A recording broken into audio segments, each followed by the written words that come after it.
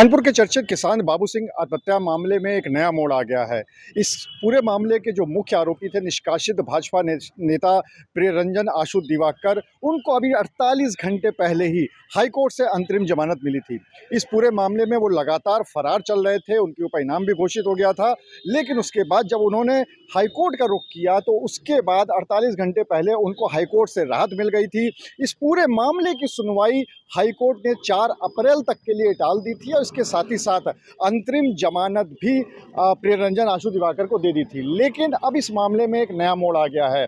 जो पीड़ित परिवार है, बाबू सिंह का परिवार है, उसने एक और एफआईआर दर्ज करा दी है। ये पूरा परिवार पहले कमिश्नर पुलिस से मिलने कानपुर में गया था, उसके बाद डीसीपी से भी मुलाकात करी थी और ये बात कही थी कि प्रियरंजन आशु दिवाकर को जमानत मिल गई है और इसकी वजह से उनको धमकी भी मिल रही है। इसके साथ ही साथ एक तहरीर दी गई थी परिवार की तरफ से जिसमें ये कहा गया था कि धमकी देने के साथ साथ ये भी कहा जा रहा है कि तुमको जान से मार देंगे और तुम्हारे ऊपर एसिड अटैक करवा देंगे।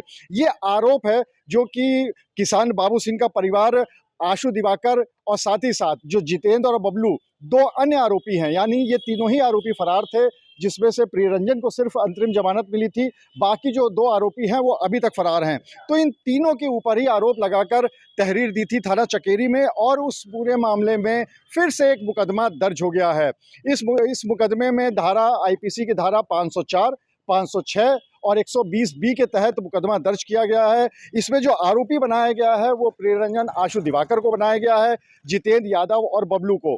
यानी ये तीनों ही लोग जो लगातार पुलिस की गिरफ्त से फरार चल रहे थे, उन तीनों को आरोपी बनाया गया है और इसमें गंभीर आरोप पीड़ित परिवार की तरफ से लगाए गए हैं।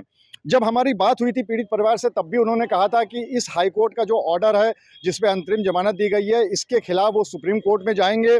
तो आगे आने वाले समय में वो सुप्रीम कोर्ट जाते हैं कि नहीं जाते हैं ये तो बात की बात है, लेकिन इतना ज़रूर है कि इस पूरे मामले में अब चकेरी थाने में एक और मुकदमा दर्ज हो गया है और इस तरह से प्रियरंजन आशु दिवाकर की मुश्किलें बढ़ती जा रही हैं। हालांकि एक बात ज़रूर है कि अगर हम कानून के जानकारों की बात करें तो उनका ये कहना है कि ये जो दोनों ही धाराएं हैं 504 और 506, इसमें अधिकतम सज़ा 2 साल की है।